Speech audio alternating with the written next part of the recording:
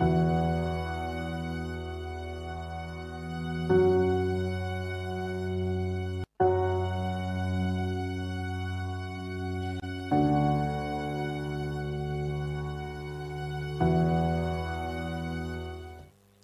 Mesdemoiselles et Messieurs, bonjour, bienvenue à ce nouveau numéro de débat pour la nation, débattre de toutes les questions importantes qui peuvent servir à l'éclosion, si vous voulez, pas l'évolution de notre pays. Telle est la quintessence même de cette émission et nous disons toujours que de ces débats, de ces réflexions pourront naître de mesures gouvernementales intelligentes, de ces débats, de ces réflexions pourront naître le substrat qui va permettre à ce que le pays évolue. Parce que nous avons voulu créer un cadre qui permette à la nation d'avancer. Nous faisons tout type de débats, les débats où les gens s'entrechoquent, les débats où ça chauffe sur le plateau télévision. Mais la fin de la semaine, nous atterrissons avec la sagesse, avec la voix de la réflexion, avec la voix de l'intelligence congolaise. Voilà. On ne peut pas s'appuyer sur celui qui a commis le péché pour combattre celui qui a profité du péché. Adolphe Mosito répondait à la question de Christophe Boisvouvier pour l'alliance Fayoulou-Kébila. Mesdames, Mesdemoiselles et Messieurs, bonjour. Une fois de plus, bienvenue à cette émission. 4 invités. Nous allons parler du système sanitaire. Nous allons clôturer ce sujet aujourd'hui.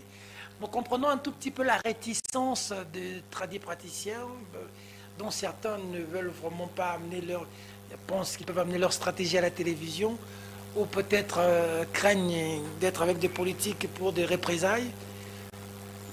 Il y en a même un qui m'a dit, Peter, toi là, s'afficher avec toi à la télévision, c'est pas... Bref, il n'y a pas de souci, mais nous avons quand même entendu vos questions, vos suggestions. Nous allons insérer parce que nous clôturons ce sujet aujourd'hui pour entamer un autre sujet. Merci aux étudiants de l'Institut supérieur de statistique, ISES Kinshasa, et les étudiants de l'UNIKIN, Université de Kinshasa. Vous nous avez appelé pour la question du travail. Comment faire pour résoudre le problème du travail, de l'emploi en République démocratique du Congo pour les jeunes? Est-ce que je ne peux pas débattre de ce sujet avec mes invités? De fil en aiguille, on sent que l'émission commence à prendre suffisamment de place. La fois passée, on nous avait appelé pour la question de l'éducation, de l'agriculture. Et là, on nous parle de la question du travail. Nous sommes très flattés. Mais bien avant de parler du système sanitaire, on va juste poser un mot sur l'actualité qui nous prendra 3 minutes à chacun, qui fera 12 minutes. Ce sera une seule intervention. Mais nous sommes en train de voir avec la direction de programme et la réalisation si nous pouvons vous organiser, excepté cette émission, un autre débat où, en ce moment-là, nous ne parlerons qu'actualité. Mais pour l'instant, nous voulons juste, quelquefois, effleurer l'actualité, mais parler des sujets de fond. Vous allez voir les images. Nous avons un tout petit peu fouillé Kinshasa pour aller au Congo central, vous filmer. Notre équipe était descendue sur terrain pour filmer les infrastructures sanitaires au niveau du Congo central. Vous allez voir, fidèles téléspectateurs. 4 invités sur ce plateau. Premier invité, Albert Molekanzoko. Bonjour, bienvenue. Bonjour, L'aumônier de prison, vous allez avoir beaucoup de travail ces derniers temps. Ah oui, on est débordé. Deuxième invité, Norbert Yamba. Bonjour, bienvenue. Merci, bonjour. Je salue tous mes frères qui sont avec moi sur le plateau. J'espère qu'on aura passé un bon moment d'échange. Patika Tonga, bonjour, bienvenue. Merci beaucoup et merci pour les téléspectateurs qui de plus en plus s'intéressent à cette émission qui est nécessaire pour la connaissance générale. Bonjour, bienvenue, professeur Galilée. Bonjour, courage. Merci beaucoup. Merci beaucoup, professeur, merci. C'est un honneur pour moi, je vais la voir à la télévision, d'avoir toutes ces personnalités sur le plateau de télévision. C'est pas facile en République démocratique du Congo de déplacer des bas ou bas comme ça pour venir aider la jeunesse et même les générations futures sur des sujets importants. Merci pour l'honneur que vous nous faites, Perfect Télévision en général, et moi personnellement, Peter Tiani en particulier. Avant de prendre le système sanitaire, un mot à chacun. Je commence par l'aumônier de prison. Vous allez avoir du travail, je l'ai dit au début. Jean-Marc Abound en prison. Jimmy Kitenge l'a rejoint. Blinken était à Kinshasa. Il a parlé de la liberté d'expression. Il a avoué quand même certaines inquiétudes sur les arrestations, dont le cas Kabound. Et par rapport à la situation de l'Est, il nous a renvoyé dos à dos. Il ne faut pas oublier ici que jusqu'à aujourd'hui, pas l'Est du Congo, mais le Congo est occupé. La remarque nous a été faite l'autre fois par le professeur Kalele de ne pas parler de l'Est du Congo, mais du Congo. Et une partie du Congo est occupée, Bunagana. Jusqu'à aujourd'hui, plus de 50 jours. Nous mangeons, nous buvons, nous avançons, mais une partie de notre pays est occupée. Blinken nous a renvoyé dos à dos avec Kigali. Il demande Kigali et Kinshasa de cesser de soutenir les groupes armés, mais sur la situation de la liberté d'expression d'opinion. Que pouvez-vous dire à chacun sur ce plateau? 3 minutes à chacun. Albert Mouleka. D'abord, concernant les incarcérations, je voudrais rappeler que nos prisons, et principalement la prison de Makala ainsi que Nolo, sont déjà surpeuplées. Makala est la prison la plus surpeuplée au monde. Une prison construite pour une capacité de 1400 prisonniers environ. Aujourd'hui, on comprend plus de 9000, ce qui représente un danger non seulement au niveau sécuritaire pour la ville, mais un danger pour la santé humaine. Vous savez, vous ne pouvez pas mettre en prison comme des sardines des êtres humains en situation où leurs droits aux soins ne peuvent pas en fait leur être accordés, ne peuvent pas leur être garantis. Ce qui cause bien sûr des morts à profusion. Et je voudrais saisir cette occasion encore une fois pour encourager le ministère de la Justice à faire son travail, à ne pas reculer devant certains obstacles que nous connaissons, mais il faut absolument désengorger ces prisons. Vous savez, le problème des prisons, c'est aussi un problème des droits humains. Okay. C'est aussi un problème de droits humains. Que pensez-vous de la liberté, de l'espace de liberté en démocratie du Congo aujourd'hui? Écoutez, il est malheureux de constater que cet espace de liberté est en train de rétrécir de plus en plus. Mais je crois que c'est beaucoup plus dû à une mauvaise interprétation de certaines choses. Par exemple, lorsqu'on parle de l'outrage au chef de l'État ou l'outrage à une autorité, il faut savoir que ce terme d'outrage doit être bien défini afin de ne pas confondre l'outrage avec l'expression d'une opinion. Okay. Eh bien, vous avez mentionné les remarques ou la position exprimée par le secrétaire d'État américain Anthony Blinken. Eux considèrent que c'est une opinion qui a été exprimée et que il y a des signaux malheureux qui traduisent une volonté d'étouffer l'expression libre d'une opinion. D'autre part, je crois que, comme c'est exprimé par la communauté internationale, à la veille d'élections, puisque les élections sont supposées se tenir l'année prochaine, il faut plutôt laisser toutes les opinions s'exprimer librement. Parce qu'on parle de liberté d'opinion. Tout en respectant la loi, on va faire des allégations. Moi, je dirais même tout en respectant la loi, mais tout en respectant même la bonne éducation, puisque la bonne éducation. Mais il faut savoir aussi que si je dis aujourd'hui que voilà, tel ministre, il est bête, est-ce une insulte ou bien c'est mon opinion? Selon vous, c'est une insulte ou c'est l'opinion? Ça dépend des cas. Ce n'est pas directement une insulte. Okay. Ce n'est pas directement une insulte. savez, j'aime donner l'exemple. Lorsque nous sommes allés en Belgique, j'avais 7 ans, en 63, il y avait une insulte en Belgique qui était « tu es bête comme un ministre congolais ». Oh. C'était une insulte en Belgique. Quelqu'un pouvait, un Belge pouvait insulter un autre Belge, toi tu es bête comme un ministre congolais. C'était une insulte, ce n'était pas une opinion. Ce n'était pas une opinion. Je peux vous trouver Peter Tchiani idiot, je dis Peter Tchiani est un idiot, sans que ce soit une insulte. Ok. Bon, je crois qu'il faut... Pour dire qu'il y a des centaines de millions de dollars quittent dans les jets privés pour des paradis fiscaux, ça mérite la prison ou pas? Mais si pour lui c'est une information, et je crois que la plupart des gens ont pris ça comme une information.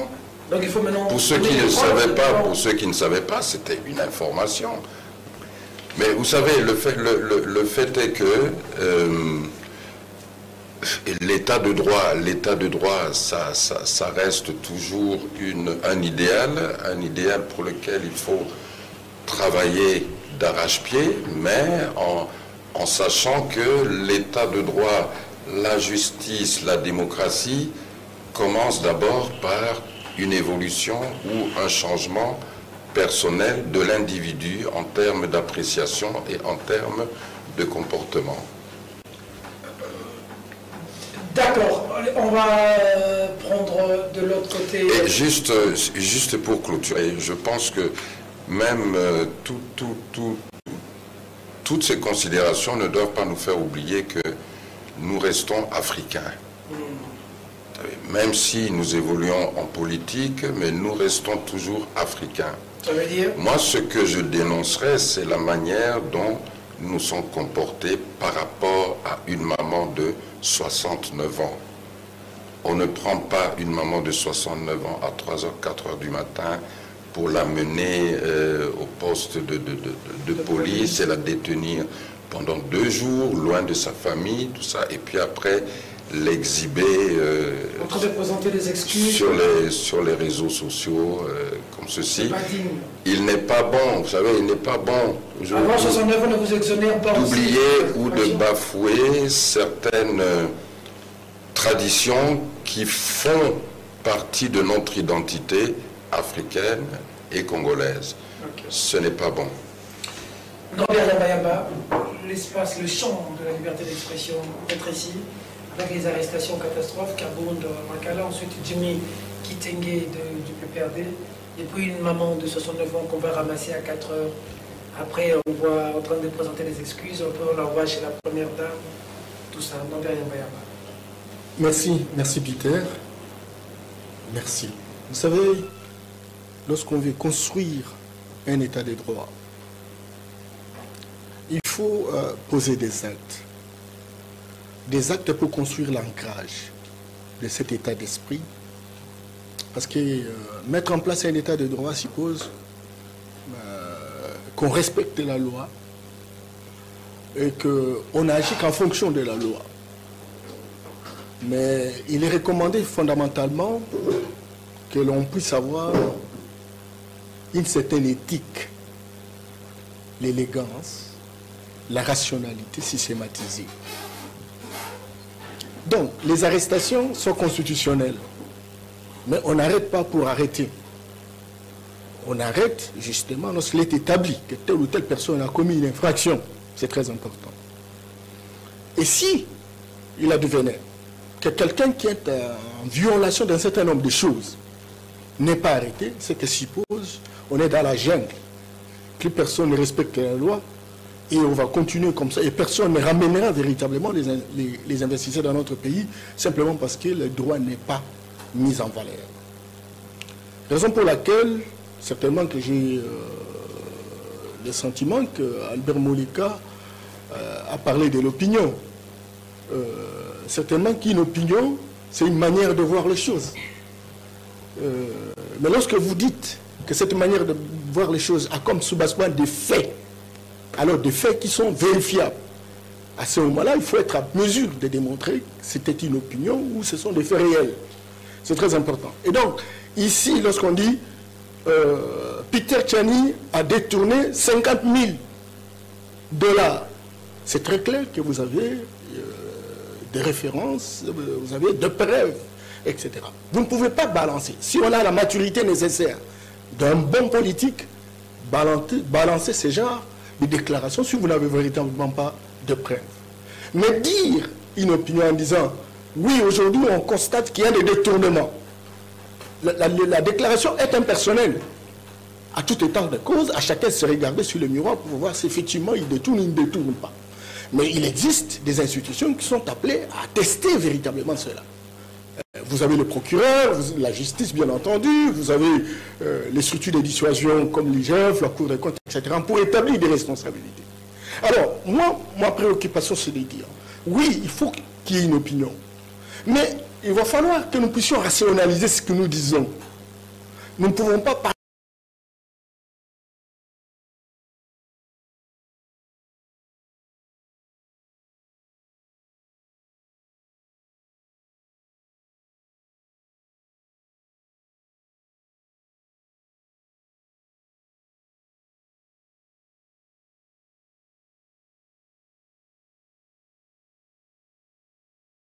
Moi, je dis non. Je dis non à la justice, véritablement, de pouvoir vérifier si la personne a raison ou il n'a pas raison. C'est très important. Et si quand on ne commence pas, on ne commencera jamais. Parce que la tendance, et j'attends les gens dire, mais voilà, hier on a insulté Mobutu, on a insulté Kabila, ça n'a pas été suivi, personne n'a été inquiété. Il faut qu'on continue à le faire, même avec Félix Tshisekedi. Oh, Félix, lui vient, il dit non, moi je vais restaurer un état de droit. Un état de droit suppose la primauté de la loi. Alors maintenant, à chacun d'utiliser ses avocats, à chacun d'utiliser les faits qu'il dénonce, compagnie, etc.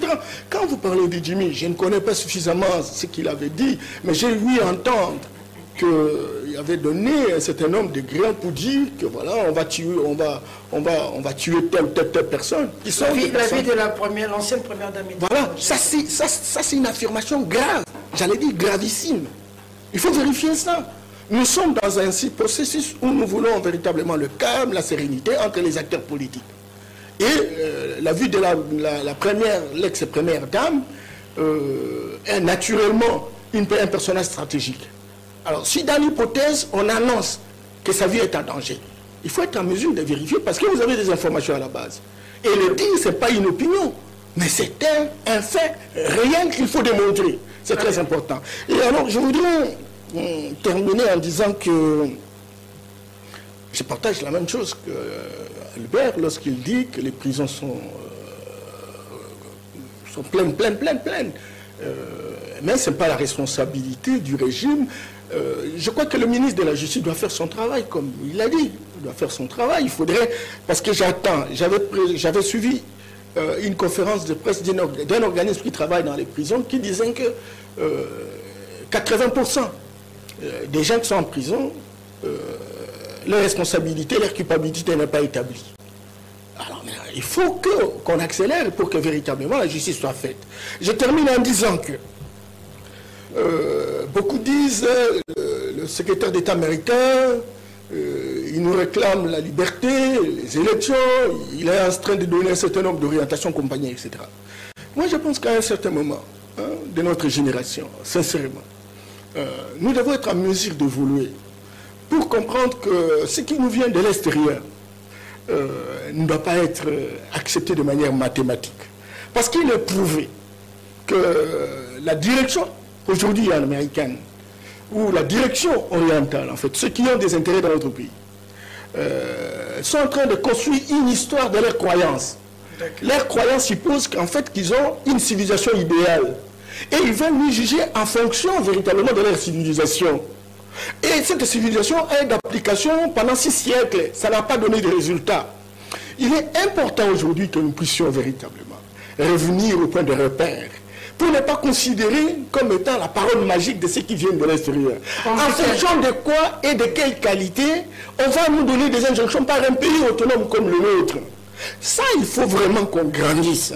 Et si nous allons toujours partir en termes de référence par rapport à ce qui est dicté, soit qui est présenté par un pays fut-il puissant, moi je pense qu'on restera des bébés sous biberon. Et ce n'est pas normal pour notre génération. Parce qu'aujourd'hui nous sommes suffisamment informés pour dire que ce que nous sommes en train de voir aujourd'hui, ça relève effectivement de la croyance occidentale qui croit que sa civilisation est universelle et il doit imposer sa civilisation partout. Aujourd'hui, il y a ce qu'on appelle le néo-nationalisme. Le néo-nationalisme, c'est un nationalisme des ambitions. C'est-à-dire qu'il y a des pays à travers le monde qui pensent qu'ils ont des valeurs, ils pensent qu'ils ont des règles, et ces règles doivent être d'application, pas des règles qui viennent d'ailleurs. C'est comme ça que vous voyez les Chinois en train de se mettre debout, vous voyez les Russes en train de se mettre debout, etc. Et donc, il n'y a pas que l'Occident qui a très mal géré véritablement l'effondrement de la guerre froide et qui visiblement donne ce que nous avons comme problème aujourd'hui. Donc, je voudrais dire que organisons notre justice, prenons nos décisions, mais pas seulement parce qu'on nous dicte de l'extérieur, sinon alors on restera des bébés sous biberon. Pati Katonga, réaction. La liberté d'expression est une valeur universelle. La liberté d'expression est consacrée dans notre Constitution. Sans la liberté d'expression, il n'y a pas de démocratie. La démocratie n'est valable et consolidée que lorsque la liberté d'expression est garantie. Ça, il n'y a pas à discuter sur la liberté d'expression. De l'autre côté, il faut respecter la justice. Il faut respecter la justice parce que, par essence, la justice est la garantie de l'état de droit. Est-ce que les politiques sont-ils exemptés de leurs responsabilités lorsqu'ils tiennent un discours public? Non. Les politiques sont responsables de leurs paroles, sont responsables de ce qu'ils disent. Parce que ça peut détruire quelqu'un, parce que ça peut détruire une famille, parce que ça peut détruire des enfants. Et donc, la sortie médiatique des gens Rakabond a manqué d'élégance. Nous sommes tous d'accord. A manqué d'élégance. Maintenant, le propos tenu par Jean-Marc Aboud, si la justice estime que ce sont des propos outrageants, ce sont des propos outrageants, c'est à la justice de faire la loi. Il n'appartient pas aux Congolais de faire la loi à la place de la justice. Il faut que nous apprenions à respecter nos institutions. Je pense, moi, que bien que cette sortie médiatique ait manqué d'élégance, la place de Jean-Marc Aboud n'est pas en prison. C'est une opinion qui ne m'engage que moi. Il faut que la justice fasse son travail. Il faut que la justice fasse ce travail en toute quiétude. Maintenant, si nous voulons progresser dans la démocratie, si nous pensons qu'il faut élaguer un certain nombre d'infractions dans notre code pénal, c'est au Parlement de s'en saisir et de dire désormais, il n'y a plus outrage au chef de l'État. Désormais, il n'y a plus outrage aux magistrats. Désormais, l'infraction d'outrage est élaguée. C'est au Parlement de le faire. Pour l'instant, ce n'est pas encore le cas. Et donc, la justice, que nous devons tous respecter, même si elle n'est pas parfaite, mais elle est l'œuvre des hommes et c'est notre justice à nous. Nous aimerions qu'elle s'améliore de plus en plus. Mais pour l'instant, c'est celle-là qu'on a. On ne peut pas faire la justice à la place des juges. Donc,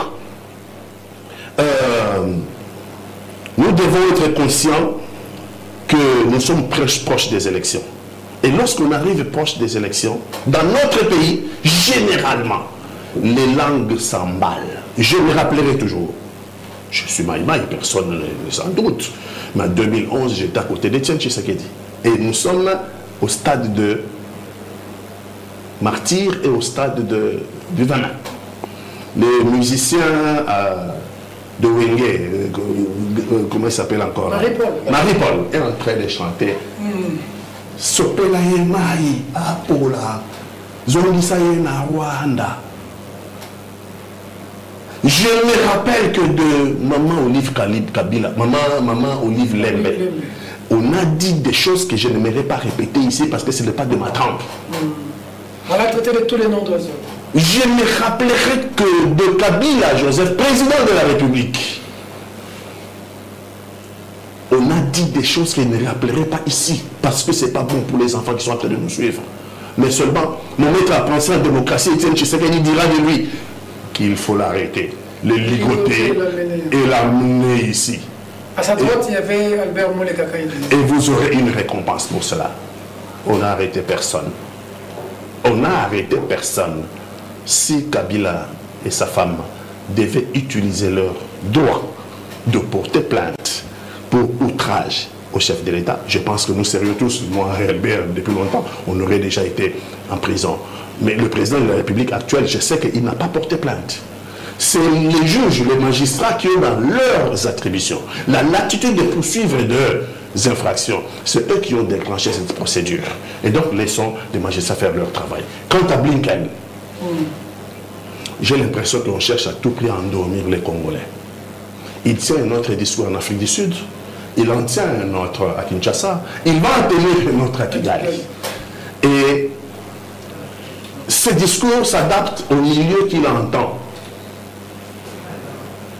J'ai comme l'impression que les experts des Nations Unies ont sorti ces rapports pour calmer la population congolaise. L'attention. Pour calmer l'attention de la population congolaise.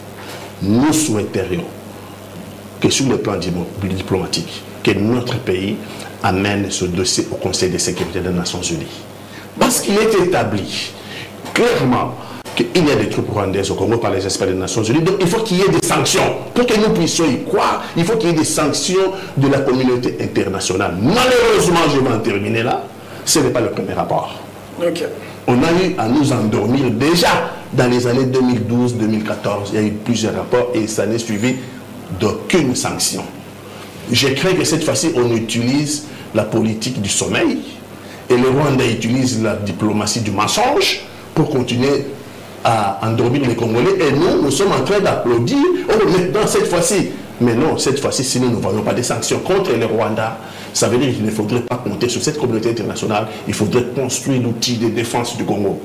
Très bien. Vous voulez réagir pour que je prenne le professeur? Oui, juste concernant le rapport du groupe d'experts des Nations Unies dont parle Paty, il faudrait bien lire ce rapport, lire tout le rapport ainsi que ses annexes. Parce que lorsque vous lisez tout le rapport ainsi que ses annexes, les annexes sont d'une centaine de pages avec photos et tout, vous remarquez que autant ce rapport donne des informations crédibles sur le soutien du Rwanda et la présence du Rwanda, le soutien du Rwanda au M23, autant ce rapport donne aussi des informations crédibles sur la collaboration entre les FARDC, FDLR et des groupes armés, comme on les présente tous en amalgame. Donc, c'est bien, il faut aller devant le Conseil de sécurité si on recherche des sanctions contre le Rwanda, mais je recommande qu'auparavant, on lise très bien ce rapport ainsi que ses annexes. Parce qu'il renvoie aussi dos à dos un peu plus... Il faut bien préparer son dossier. D'accord. Professeur Kalele. Bien, merci. Je commence par la situation dans les prisons. Pas pour dire ce qu'on m'a raconté, ce que moi j'ai vécu. À l'entrée de l'AFDEL, j'ai eu l'honneur d'être le premier prisonnier politique à être arrêté. J'ai entendu parler ici d'une dame de 69 ans, je crois. Moi, toutes les fois qu'on m'a arrêté, que ce soit à Lubumbashi ou à Kinshasa, c'est à 5 heures du matin. Oh. Oui. À 5 heures du matin, les agents de sécurité, dont certains sont vivants encore ici, venaient pratiquement dormir chez moi pour me cueillir le matin. Ce n'est pas bon. Le traumatisme que ça causait à ma femme et mes enfants. J'ai été à Makala, condamné pour 20 ans. J'ai fait 2 années à Makala, jour pour jour. J'ai vécu avec les prisonniers là-bas. tous les pavillons, il y avait effectivement un surpeuplement inouï. Tous les prisonniers ne sont pas de Kinshasa. Vous avez des prisonniers qui viennent de l'intérieur. Si on donne à manger et de quelle qualité, c'est aux prisonniers en vrac. Mais ceux de l'intérieur n'étaient pas nourris. Ils devaient se débrouiller. C'est les prisonniers du pavillon 8, et j'étais au pavillon 8, qui donnaient le reste de leur nourriture aux autres prisonniers de l'intérieur. Ça signifie que j'ai vécu des cas où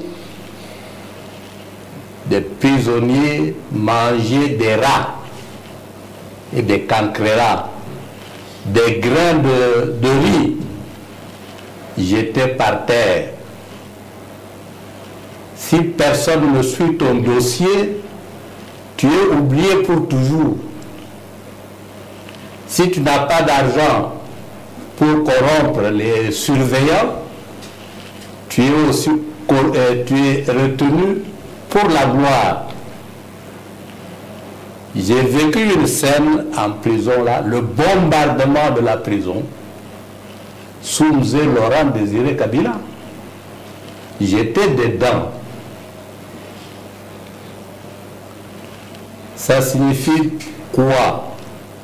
Que ce qu'on souhaite, parce que des gens qui ont volé dans un bus 10 francs, une poule à la cité, on vient les jeter, il n'y a personne qui suit le dossier. Ils peuvent rester 1 année, 2 ans, 3 ans. S'ils n'ont pas d'argent pour corrompre, on les oublie là-bas. J'ai entendu la même chose, les mêmes plaintes pour la prison de Béni. Surpeuplement. Je crois aussi partout c'est le surpeuplement. Les dossiers ne sont pas instruits, les magistrats ne passent pas, c'est un problème d'argent. Il faut instruire très rapidement, libérer ce qu'on peut libérer et garder ce que l'on peut garder. Parfois, vous avez même des gens déjà dont la libération a été prononcée qui continuent à moisir en prison. Ce n'est pas bon. Ok. Parce que c'est des êtres humains. Ils peuvent commettre des infractions, juger, libérer, désengorger les prisons. La situation, malheureusement, semble être générale à travers le pays. Et ce n'est pas la première fois qu'on se plaint du surpeuplement. Albert est là. Maintenant, aumônier de prison, nous étions en prison, nous savons que c'était les mêmes plaintes et les mêmes souhaits que le ministre de la Justice fasse son travail. Oui, c'est une prière qu'on récite depuis Jésus-Christ, mais elle n'est jamais mise en pratique. Il faut des mesures fortes. Le gouvernement ici, comme le gouvernement précédent, ne nourrit pas les prisonniers. Il y a eu des cas déjà sous Mobutu où des directeurs de prison ont détourné les vivres pour les prisonniers et ont été arrêtés. Je crois que ça continue aussi aujourd'hui. Donc il faut décanter la situation. Le plus vite serait le mieux. D'accord.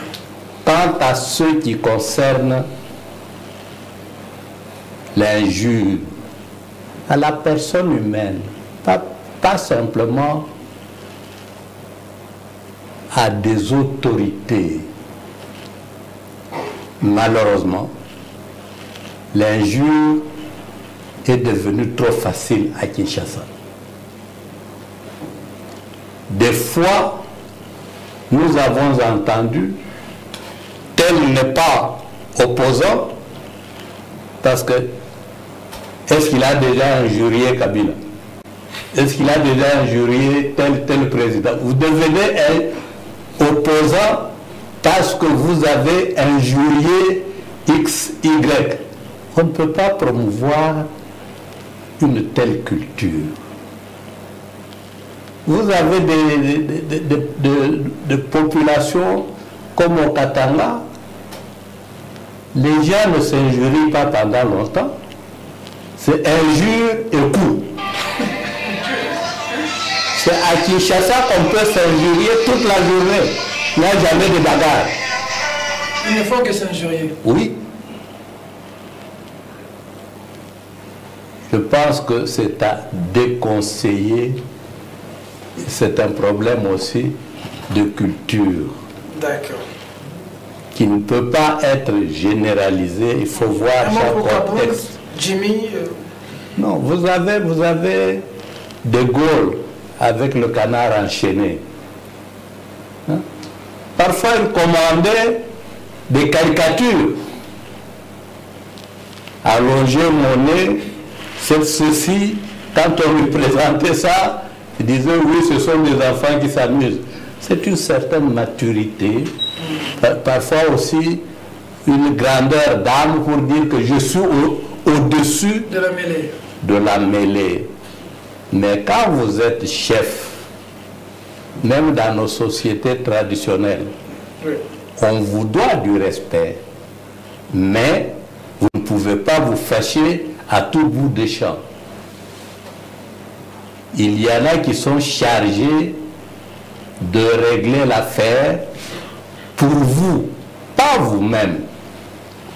Si on devait se mêler de ces histoires-là, nous tous ici on a appelé le maréchal Mobutu. Mobutu n'était pas de notre âge. Le chef, c'est l'honneur, c'est le respect.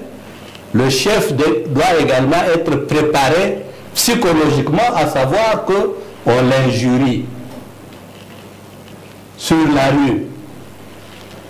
Je vais terminer ce chapitre-là par un cas historique que je connais très bien. Les Bassongi ont connu la génération, la dynastie des Lumpung. Il y avait un Lumpung borgne. Mais on apprend toujours au chef la capacité de se contrôler, de se maintenir, un peu comme dans le yoga. Pendant la nuit, quand il pleuvait, le Lumpung sortait avec ses conseillers en petit pagne, torse nu, et il parcourait la cité à gauche, à droite, pour entendre les gens qui l'injuriaient dans leur maison. Ce borgne-là, il nous fait souffrir, etc., etc. Toutes les injures, il les revenait. Le lendemain ou 2 jours après, il organisait des réceptions à la maison. Okay. Quand il l'organise, Yamba Yamba reçoit une invitation. Tu viens manger chez le chef du comment? Moi, ici, je ne suis pas notable, je ne suis rien. Pourquoi le chef peut m'inviter? Naïmaï, tu viens chez le chef aujourd'hui. Mouleka, tu viens chez le chef. Vous vous retrouvez là-bas, vous n'êtes pas notable, vous n'êtes pas invitable dans la coutume. Vous mangez, on a préparé toujours deux plans. Ça, vous mangez ici, ça, vous amenez vos enfants à la maison. C'est votre conscience qui va travailler. Moi, j'ai injurié le chef la nuit. Maintenant, il m'invite à manger. Qu'est-ce que ça signifie, ça? Tu ne fais le débat avec personne, mais avec ta propre conscience. Mais le jour où tu vas commettre une infraction, tu as déjà oublié complètement, on t'amène à la cour. Ce n'est pas le chef qui te juge, c'est ses notables. Peter, on dit que tu as courtisé la femme d'autrui, telle femme. Tu dis non, moi jamais. Le chef intervient pour dire, cet enfant, il est orphelin. Il faut adoucir son cas, pas de sanctions trop sévères. Tous les notables se lèvent. Chef, toi, tu encourages la délinquance. Il doit être sanctionné très sévèrement. On te sanctionne, non pas pour ce dont tu as été accusé, pour l'injure que tu as déjà oublié. Ça signifie que la déontologie de ceux qui dirigent n'est pas la même que pour tout le monde. Le chef doit être au-dessus. On vous apprend même à être le moins colérique possible. Parce que vous fassiez du bien, que vous fassiez du mal, vous allez être, et en même temps, on vous loue. C'est ce paradoxe-là du chef. Hein? C'est le paradoxe du chef. Maintenant, pour le problème de Kaboun, bon, on entend beaucoup des amis de droit parler d'une affaire. Il y en a qui se demandent, oui, il a parlé, il a vexé, il doit, comme détecter la précipitation pour l'amener en prison. Est-ce que ça devait se faire comme ça? N'aurait-il pas fallu que, avant de l'envoyer en prison, on le mette d'abord en résidence surveillée, jusqu'au moment où l'on lève officiellement et en règle ses immunités pour pouvoir le juger? Il y aurait eu précipitation. Qui nous dira la vérité? Parce que aujourd'hui, on peut aussi dire, bon, il n'a pas injurié, demain, l'autre juge dira, il a injurié, il est pendable. On a déjà vécu ça avec Kamere. Il n'y a pas longtemps. Donc, nous sommes embêtés par le non-accord des juristes qui sont censés nous éclairer pour cette histoire-là. Mais de toutes les façons, les chefs doivent être respectés. Le chef doit aussi également éviter d'être trop colérique. Souvent, ce sont des flatteurs autour du chef, parce que vous en avez dans tous les sens, qui attisent le feu, ou bien qui éteignent le feu. D'accord. Est-ce qu'on peut prendre une seconde? On risque de se terminer. Une seconde. Non, juste. Je voulais simplement dire qu'il faut à un moment donné que nous puissions domestiquer la culture juridique, j'allais dire institutionnelle dans notre pays. Le système qui est mis en place dans la gestion, dans la gouvernance de la République, c'est un système de répartition des rôles.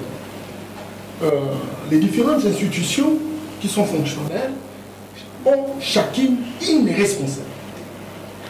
Et donc, la question, par exemple, de pénaliser telle ou telle personne, on sait qui a la responsabilité de le faire.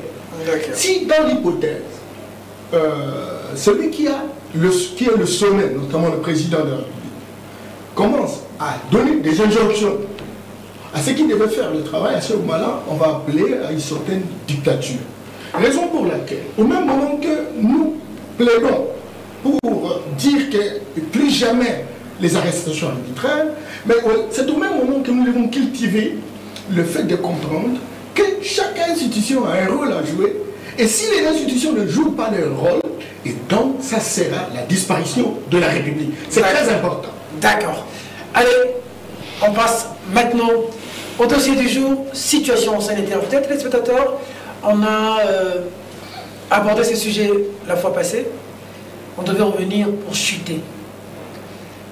Comme m'a envoyé la question de ce médecin de Mama Yemo, il dit, ne va pas par 4 chemins, Peter Thierry. Pose une question et attends la réponse. Comment le Congo peut-il avoir sa souveraineté sanitaire? Regardez les infrastructures. Nous en avons parlé. Aujourd'hui, il y a la grève des médecins. Mon père a fait une crise. On était avec lui à Montcollet dimanche, lundi, mardi. Dieu merci, il va assez mieux maintenant. Il était sous appareil respiratoire. Mais avec la grève des médecins, on a emmené beaucoup de malades à Montcollet, à Mongafola. J'ai eu mal, professeur Kalele. On a amené une dame, c'était plein à Montcollet. Une dame de retenue. Par tous les hôpitaux, on dit qu'avec la grève, c'est la catastrophe. Pendant qu'on était en train de chercher un moyen pour s'occuper de cette dame par les infirmières de Montcollet qui étaient très débordées, j'étais là présent avec mon père sous appareil respiratoire. Je vois l'infirmière qui partait chez les médecins. Il y avait plusieurs malades dehors. Il fallait... Montcollet était vraiment beaucoup de gens. Lorsqu'on appelle un médecin, le médecin vient rapidement parce qu'il y avait une dame, on dit son cas est tellement grave qu'il faudrait vraiment la prendre en charge.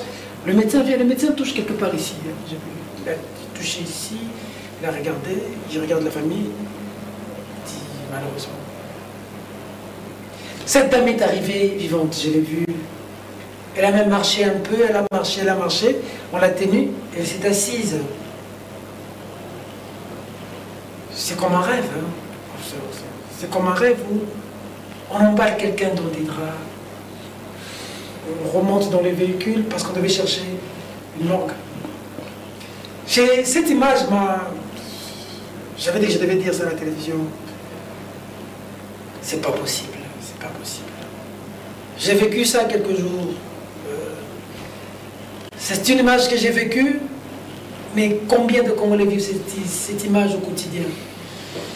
Au point, la notion de la mort m'a beaucoup tiqué, beaucoup. Je regardais comment on a emballé cette dame dans un drap blanc, on a amené un véhicule, on l'a fait entrer. Je regardais, j'ai dit, même marcher, ça faisait même pas 30 minutes, c'est pas possible.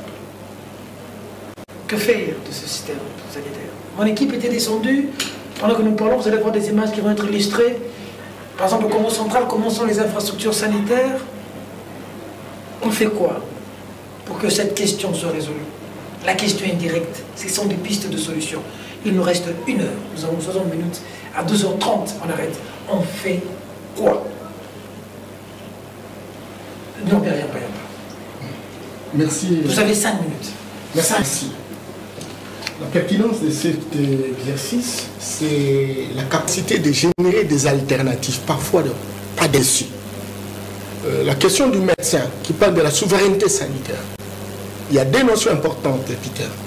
La notion de la sécurité sanitaire, certainement, il faut avoir des hôpitaux, ce qu'on appelle aussi des zones de santé, il faut avoir des équipements spécialisés, il faut avoir des infrastructures sanitaires, etc. Il faut y mettre des moyens conséquents. C'est les images de nos reporters sur le terrain. Des moyens conséquents pour faciliter cette sécurité. La dernière fois, qu'il y a 4 domaines de prédilection pour asseoir la souveraineté d'un État,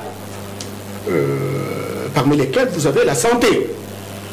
Et donc la souveraineté suppose qu'il y a un État qui a réussi naturellement de se ressourcer de son environnement et qui ne dépend pas, même s'il y a des moments il peut faire un greffon de l'extérieur, mais qui visiblement avec ses propres moyens, avec son système de valeurs. Regardez les hôpitaux, regardez. Et donc, ce pays-là peut prétendre naturellement être souverain. Certainement que nous avons importé un système sanitaire qui est fondamentalement occidental. Certainement, il faut des hôpitaux à l'occidental. Nos médecins sont formés à l'occidental. Industrialiser son économie. L'Occident a des richesses additionnelles.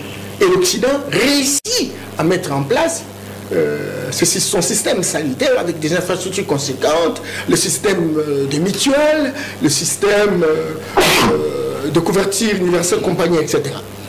Nous n'avons pas de moyens pour faire ça. Certainement que nous avons un minimum. Et chaque État doit être en mesure de pouvoir... Notre salut, et ça, j'insiste, notre salut devrait être focalisé au niveau, n'est-ce pas, de la médecine traditionnelle. Notre médecine traditionnelle, que d'aucuns considèrent comme africaine, encore qu'il faut formaliser cela, etc., est une condition de la souveraineté de notre santé. Cependant, certainement qu'il y a une plateforme n'est-ce pas, des tradis praticiens qui n'est pas très fonctionnelle. Dans beaucoup de pays comme au Ghana, ces tradis praticiens sont financés et ils essaient d'identifier les autres. Ils ont même une banque où ils ont vacillé les différents médicaments dans les différentes maladies qui existent, etc. Et il y a même une banque de données qui explique la capacité, n'est-ce pas, la posologie, c'est-à-dire l'application pour traiter telle maladie. Ils sont arrivés là. Mais chez nous, on n'y est pas encore. Encore que bon, il faudrait que cette corporation, des chapitres, sur y mettre un peu plus d'accent. Donc, aujourd'hui, sincèrement, nous avons opté pour un système sanitaire importé. Ce système sanitaire importé exige que nous ayons des moyens avec un budget de 4 millions de souveraineté. Donc, nous avons intérêt aujourd'hui que, à la fois, de recherche pour permettre à ce que, des naturopathes ou des thérapeutes traditionnels qui sont capables d'utiliser véritablement. Je termine en disant que au niveau de la Chine, ils ont leur propre médecine. Ils ont réussi naturellement à construire une dynamique autour de ça. En Inde, pour être ministre par exemple de la santé, il faut avoir véritablement les qualités des praticiens, d'un médecin traditionnel. Mutatis par rapport à ça, mais on parle de moins en moins de la souveraineté, on est dans la sécurité, et cette sécurité exige des moyens, nous n'avons pas suffisamment, encore que la volonté politique aussi pour construire cette sécurité n'est pas de mise. Comment un pays riche, entre guillemets, il semble, j'ai même suivi un Ouest africain qui parlait de Tshisekedi, il ne faudrait pas qu'on puisse Tshisekedi qui disait le Mali, il dit le Congo c'est le pays le plus riche du monde. On nous ment en disant que c'est le pays le plus riche d'Afrique, c'est le pays le plus riche du monde. Nous avons tout dans ce pays. Comment on peut vivre dans ces conditions? Que se passe-t-il?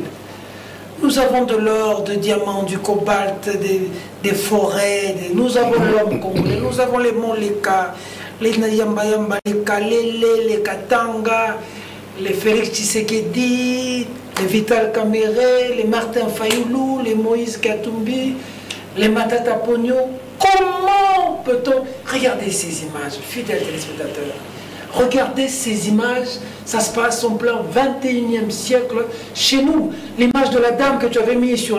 C'est cette image-là que je veux voir. Parce que j'avais dit à mon équipe, en plein 21e siècle, comment on peut changer ça? Comment ils ont encore la balle au reste sur la bas? Quel est l'avenir de ces enfants? Leur malheur, c'est parce qu'ils naissent au Congo. Quels soins peut-on donner dans un environnement comme ça? Comment peut-on faire pour changer ça? Nous avons la responsabilité de changer ça. Nous allons le faire comment? Comment il faut que ça change? Comment il faut que ça tourne? Comment il faut que ça avance? Cette pauvre dame, dans ces conditions, dans un pays le plus riche du monde, c'est révoltant. Les acteurs sur ce plateau doivent nous dire comment ça peut changer tout ça.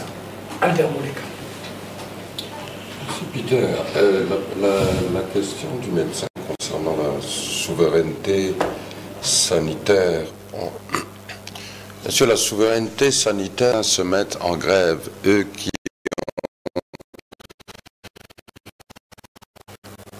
qui ont fait le serment d'Hippocrate, hein, ça veut dire ils estiment qu'ils ont respecté leur serment. Mais encore une fois, je crois que le salut de notre pays, pour ne pas dire de notre continent au niveau sanitaire, c'est vraiment valoriser nos propres connaissances, des connaissances auxquelles nous avons accès et auxquelles nos ancêtres ont eu accès et ont pu assurer comme lorsque le Malien nous dit le pays le plus riche au monde, oui, c'est ce que les gens disent. Moi, j'y croirais lorsque nous-mêmes, Congolais, serons en mesure de valoriser ces ressources. Là, alors, je dirais, oui, nous sommes un pays riche. Alors, comment changer la situation de ce que nous... Question directe. Comment offrir des soins de qualité aux Congolais? Comment faire pour que nous revenions à ce pays où... Que ça touche les dirigeants. Que ça touche les dirigeants. Il faut arriver à comprendre que ces images, si ça ne te touche pas, si ça ne te pousse pas à agir, que tu sois dirigeant, que tu sois... Parlons des hommes de quelque chose, ce n'est pas nécessairement montrer à la télévision ce que tu as fait aux fondations ceci ou cela, non. Acquérir, avoir d'abord une culture de ne pas pouvoir rester insensible au malheur du prochain. D'autant plus que c'est la société dans laquelle nous vivons. Chacun dans nos familles, nous sommes un moment ou un autre confrontés à des situations où nous voyons qu'effectivement notre système de santé est dans un état de délabrement très avancé. Il y a le rôle et la responsabilité, bien sûr, de l'État individu. Il nous manque aussi un grand niveau d'éducation en termes de civisme, une culture.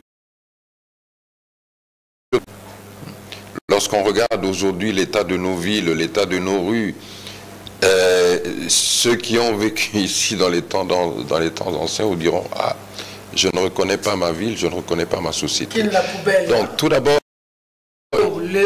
il faut que ces images, donc que tous ces cas puissent interpeller les responsables, puissent interpeller ceux qui peuvent et qui doivent faire quelques considérations ou dans des choses qui sont obligatoires en termes de développement de notre... Une grande étape d'être sincèrement interpellé et se dire que non, là le pays va mal.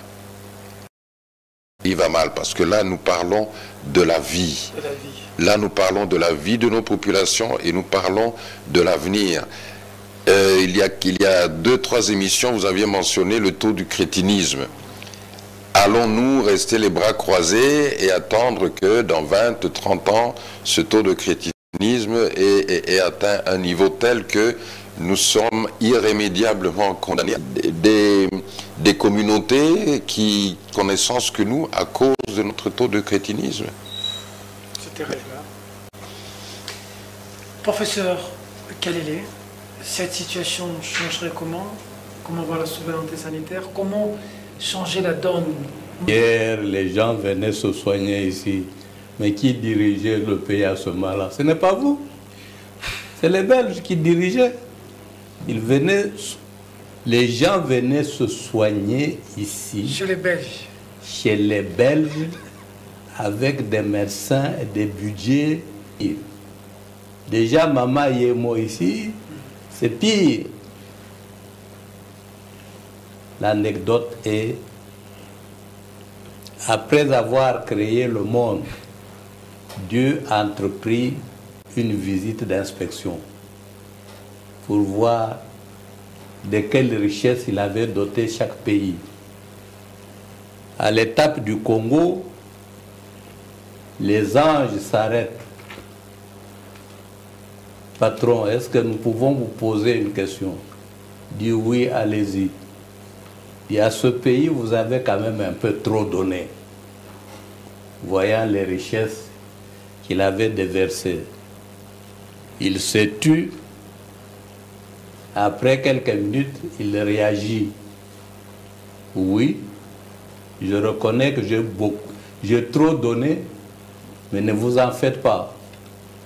Attendez, vous allez voir quel type d'homme je vais mettre dedans. Et il a mis les Congolais. Et le problème de l'homme responsable. Il n'y a pas que le secteur médical qui est en ruine. Nous avons parlé de l'éducation en ruine, de la sécurité en ruine, des autres infrastructures en ruine.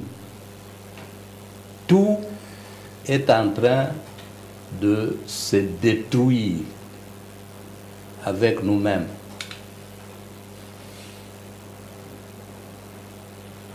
Quand vous dites les responsables, que ce soit au Congo ou dans d'autres pays africains, quand il tombe malade, il va se soigner où? En Europe. Ah oui, parce qu'il est bien conscient que chez lui, dans son propre pays, les choses ne marchent pas. Comment un ministre de la Quand Santé... son enfant tombe malade, quand un parent tombe malade, il l'envoie en dehors, alors qu'il a la responsabilité de faire bien marcher les choses chez lui. Tout à fait. Ça signifie que, quelque part, la manière dont nous, on conçoit le pouvoir, n'est pas la même qu'ailleurs. Si la médecine, l'enseignement, c'est pour faire du bien à la communauté, à sa propre communauté, ici, tous ces services, c'est pour s'enrichir le plus vite possible. Vous avez même des médecins qui courent pour consulter 10 personnes dans plusieurs établissements hospitaliers en un jour. On touche ici, on va là-bas, debout.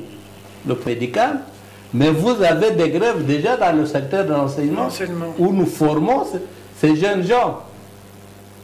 Quel est l'équipement qu'ils ont? Les laboratoires qui leur permettent de faire des études de qualité, les auditoires, le premier graduat en médecine, à combien d'étudiants? Bunker, Roussapro à l'époque. C'est terrible. Vous en avez beaucoup qui sont dehors. Ou dans chaque... Et lorsqu'on a dit, messieurs, supprimons cette prolifération des facultés de médecine, il y a eu un tollé. J'ai même entendu des gens dire, messieurs les professeurs, pourquoi vous faites des soucis? Si les gens meurent, quand il y avait le système 1+4, nous gérions le secteur, entre autres, de l'enseignement, la médecine. J'arrive quelque part dans une université, une faculté de médecine, 400 personnes en premier graduat avec un seul microscope vieux. On comptait le nombre de minutes que chaque étudiant devait rester au microscope. Vous formez des gens de qualité douteuse pour la santé d'une population, vous en attendez quel résultat? Quand il termine, parce que c'est aussi l'honneur pour la famille, va faire la médecine. Il termine, il est engagé. Vous prenez soin de ne pas le payer. Faites l'addition de toutes ces conditions-là, vous comprenez le résultat que vous aurez et dont nous nous plaignons aujourd'hui. Je termine en rappelant une réflexion qui est connue pratiquement par paix à son âme, le professeur Ilunga Kabomu, qui écrivait, s'adressant aux intellectuels, la société vous demandera des comptes. Vous devez vous expliquer pour ce que vous faites, ce que vous avez eu comme connaissance. Parce que nous constatons que plus il y a des ingénieurs en pont et chaussées, plus vos routes se détruisent. Plus il y a des médecins pédiatres, plus le nombre de morts augmente. Plus, etc. Pour montrer seulement la contradiction et le service que ce système nous donne. Vous avez, là je suis parfaitement d'accord, j'y crois très sérieusement. Je dis ici qu'il n'y a personne qui veut mourir. Tout le monde veut vivre et vivre le plus longtemps possible. C'est pour cela que tout le monde a réfléchi sur comment me soigner, comment guérir quand je suis malade. On a fait travailler son cerveau et on continue à le faire travailler. La découverte des plantes médicinales, ce n'est pas venu par hasard. C'est l'homme qui lutte contre la mort, contre la maladie. Et il est parvenu à découvrir. Et il continue à découvrir. Il a beaucoup découvert avant la colonisation. Mais on a stoppé cette faculté de créativité pour dire, laissez de côté ce que vous faites, c'est diabolique. Prenez ce que nous, on vous amène. On vous inculque. Mais vous n'avez pas les moyens. Même quand on parle de médecine traditionnelle, de médecine africaine, c'est avec des dents. Il y a une forte dose. Financer leur médecine, elle est gratuite. Ils ont financé leur armée, leur éducation, et c'est gratuit. Donc il y a un problème à la base qui doit prendre en compte le... Bati Katonga, votre réaction? De la médecine dite moderne. Parce que l'objectif de deux médecines, c'est de concourir à maintenir les gens le plus longtemps possible en vie et en bonne santé. C'est l'objectif qui compte. Et tout en sachant que la médecine dite moderne a pour substrat, notamment la pharmacologie, a pour substrat les plantes médicinales. Donc pour moi, les deux médecines ne sont pas à hauteur. Si vous voulez atteindre la souveraineté à un coût. À un coût. Parce que la technologie évolue et aujourd'hui le bon médecin. Donc ça veut dire que s'il n'y a pas de plateau technique, le médecin, il a beau faire les bons aliments, il faut commencer par contrôler ce que vous mangez. Si vous assainissez l'environnement, l'environnement est propre. Et si vous contrôlez ce que vous mangez, que c'est la nourriture que vous mangez est saine, c'est comme ça que le pays développé et un certain nombre de pays émergents ont atteint un certain standing de vie, notamment par l'augmentation de la durée de vie sur Terre. Parce qu'ils ont vaincu un certain nombre de pierres. Mais il faut reconnaître le travail qui avait été fait dans leur colonie. nous étions et nous avions eu à l'époque la meilleure médecine au sud du Sahara. La meilleure médecine, on a dit ici, les gens venaient, oui, d'accord, c'était pas nous, c'était la médecine belge. Les Belges ont vaincu par la médecine moderne un certain nombre de maladies qui sont en train de refaire surface aujourd'hui. Qui sont en train de refaire surface aujourd'hui parce que nous n'avons pas maintenu ces standings. Nous avons délabré notre environnement de vie, nous avons délabré notre nourriture, et donc les maladies qui ont disparu, nous n'avons plus de plateaux techniques. Les maladies qui ont disparu ont refait surface parce que, par exemple, la série qui concerne les enfants, il n'y a plus de cellules de veille. Quand nous étions gamins, nos parents nous amenaient, sans pour autant tomber forcément malades, c'était la médecine préventive, dans des petites cellules de veille qui contrôlaient les enfants pédiatriques. Ici, il y en avait, je suis natif de Kinshasa, de Ngiri d'ailleurs, à qui je fais coucou. Ici à Kinshasa, c'est là où on a construit l'INRB. C'est là où on a construit l'INRB aujourd'hui, qui était le terrain de l'hôpital général. Et c'est là qu'il y avait la cellule de veille pédiatrique. Ah bon? Et oui.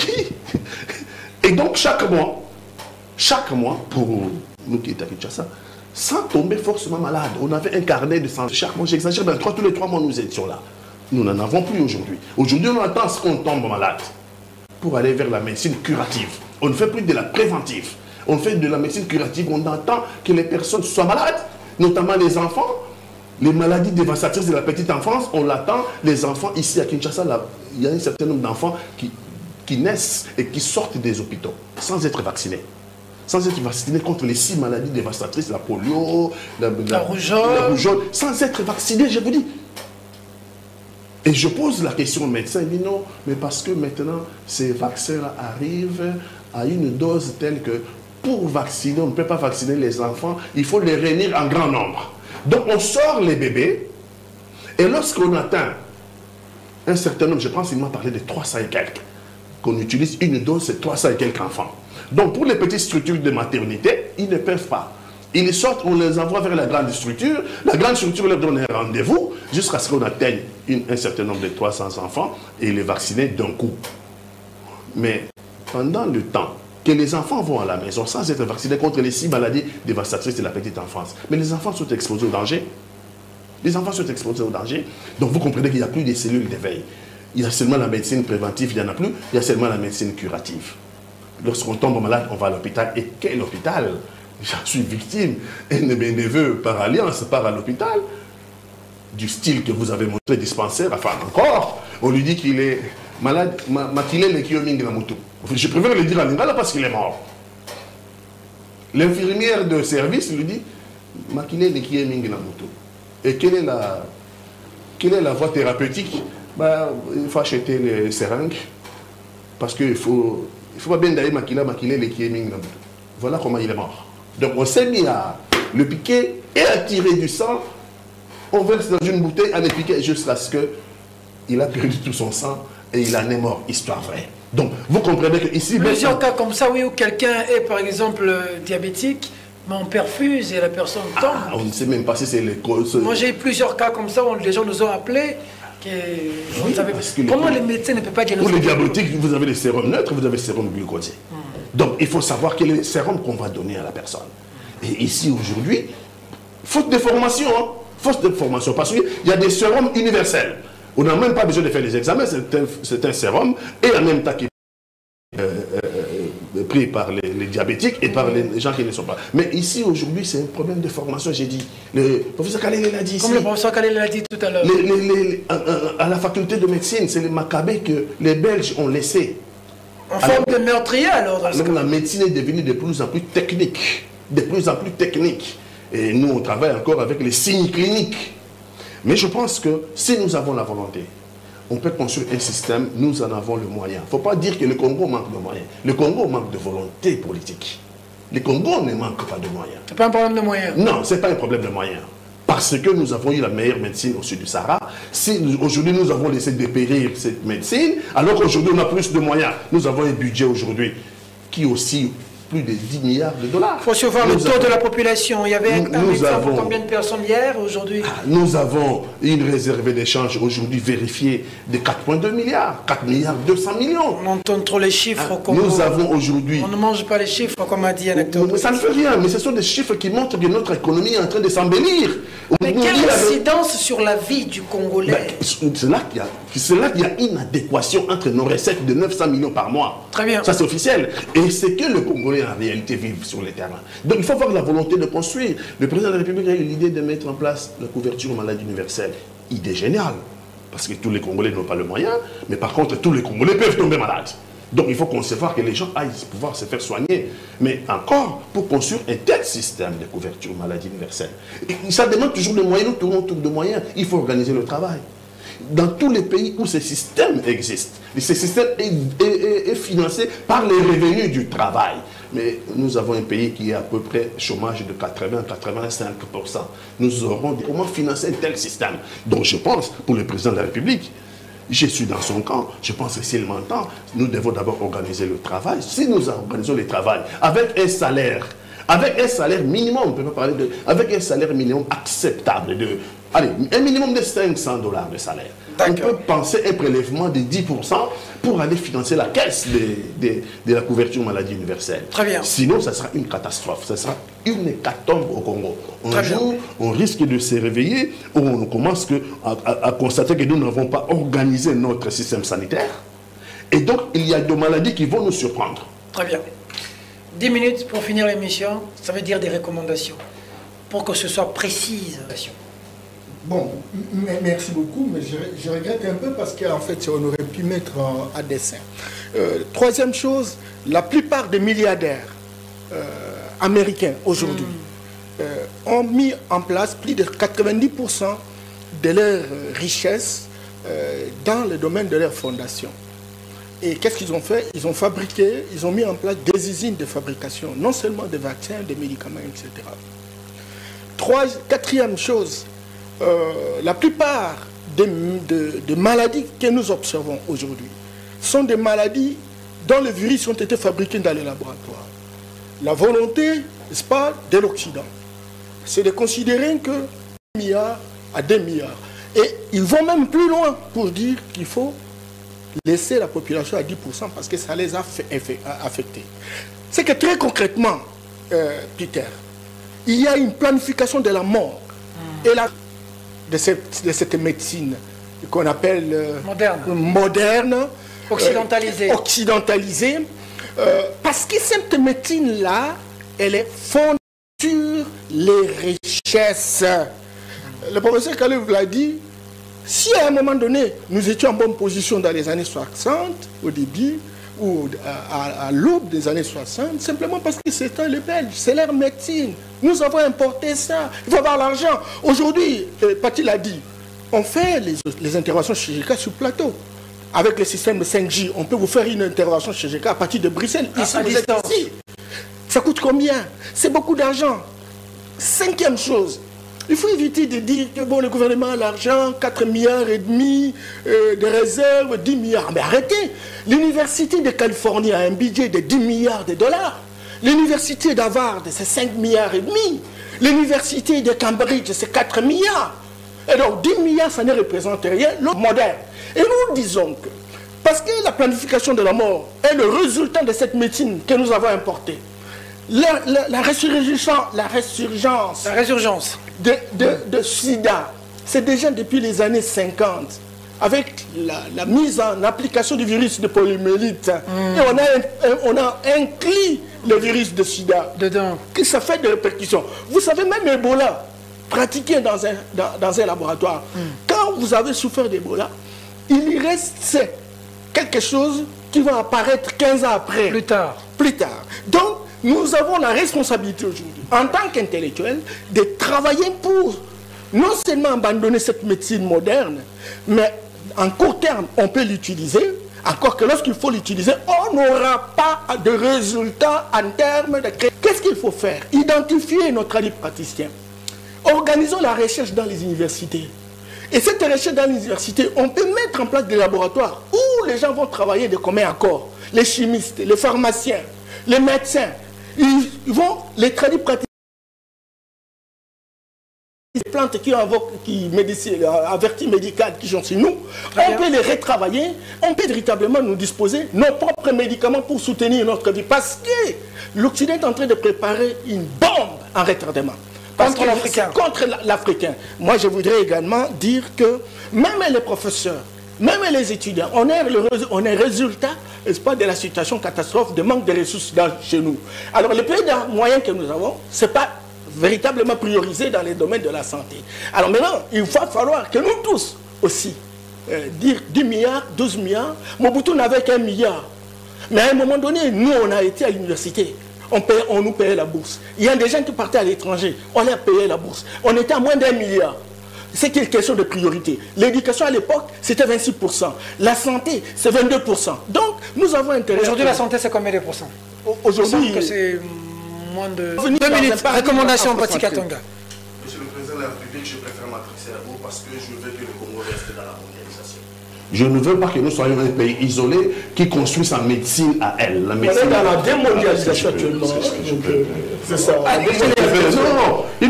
Non, c'est aussi ça la galanterie. C'est aussi ça l'élégance.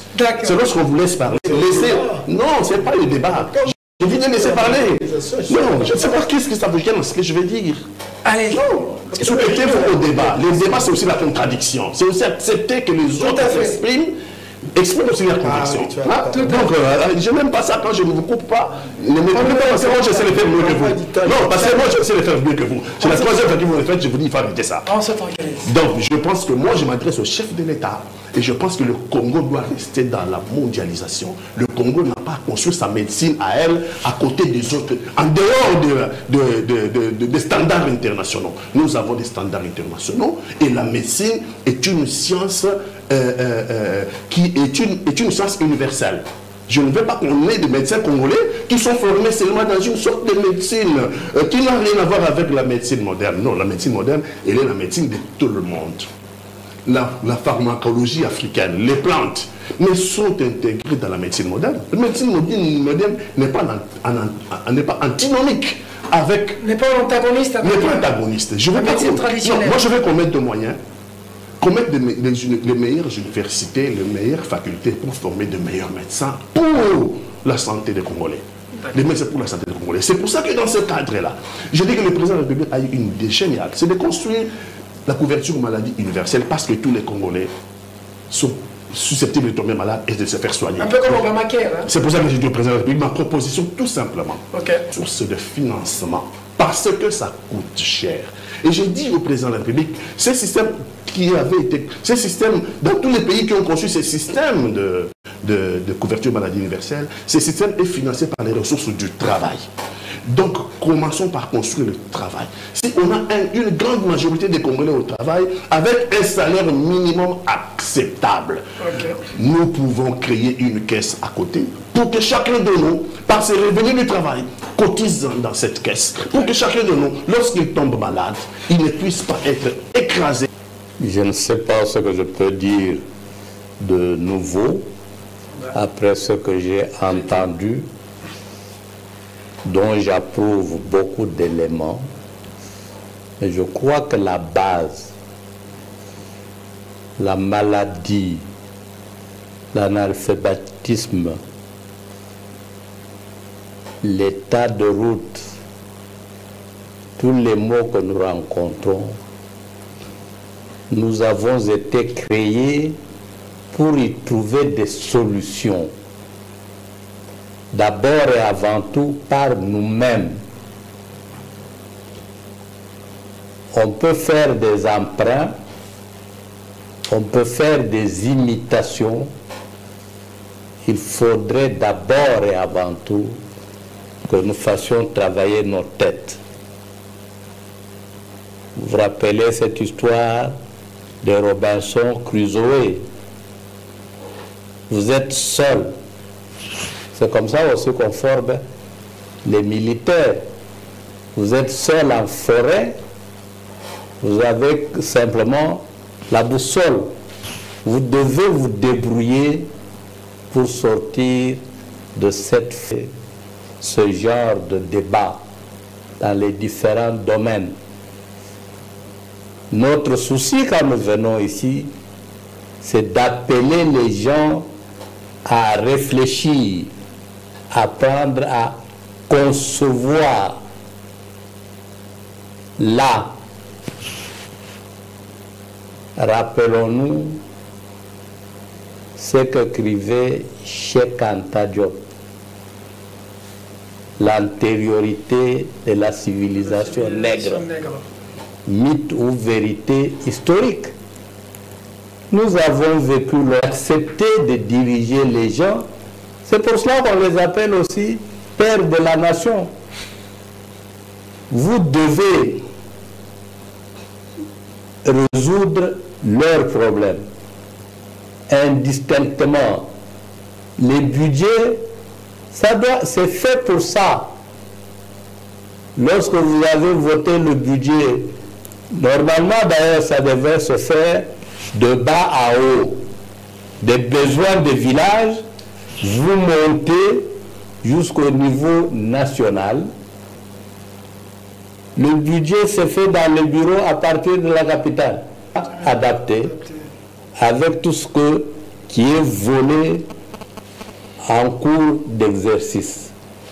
On a besoin de réfléchir beaucoup, on a besoin de travailler beaucoup, on a besoin de bien gérer ce que l'on a, et nous avons suffisamment de moyens. La nature nous a gratifié de beaucoup de richesses. Sachons les exploiter, sachons surtout les utiliser à bon escient. Albert Mouleka pour finir. Peter, pour clôturer, je viendrai vraiment à l'essentiel. Je pense que nous avons stigmatisé le problème de notre déficience en termes de, que ce soit politique sanitaire, que ce soit installation de santé, tout ça. Il est clair qu'il y a un problème de ressources qui se pose. Mais je vais au-delà de cela. Il y a un problème de ressources parce qu'il y a un problème que je qualifierais presque de spirituel, nous concernant nous-mêmes ainsi que nos dirigeants, qui affecte le Congo, le vol, corruption, les détournements.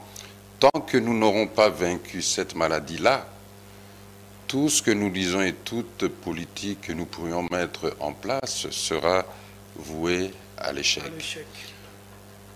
J'en reviens à votre question lorsque vous aviez passé cet élément aux dirigeants. Mais il est un fait, tant que il sera difficile de s'en sortir. Le professeur, lorsque les soins dans notre pays étaient à un niveau tel que les étrangers venaient se soigner ici, qui dirigeait? Les Belges. Mais dans leur gouvernance, vous n'aviez pas la kleptocratie. Vous n'aviez pas ces enrichissements supersoniques. Et prenons une fois conscience que tout ce que nous... de financement de tous nos besoins, tout ce que nous détournons, nous le payons de toute façon. Et ici, nous le payons dans le domaine de la santé, dans tous les domaines. Nous payons cela parce que, en fait, dans tous les domaines, nous ne faisons que chuter, nous ne continuons qu'à chuter. Et lorsque la gouvernance ne trouve quelque chose qu'elle a créé, vous trouvez une situation que... Parce que cela dépend de chacun. Vous faites penser à Jules Alinguete. Mais je crois que si tu regardes le peu de travail, mais tu te rends compte d'une chose, c'est que nous sommes dans un pays où on vole beaucoup. Beaucoup trop. Si on vole beaucoup trop, beaucoup trop de gens mourront. Parce que en volant, vous tirez la substance de tout ce corps dont nous sommes des membres. Donc, en volant une substance ici, certains membres vont mourir. Recommandation d'Albert Mouleka, cessez toujours le travail. Cette émission est impersonnelle. Parce que nous sommes convaincus, et moi je suis convaincu, fidèles téléspectateurs, le Congo fermement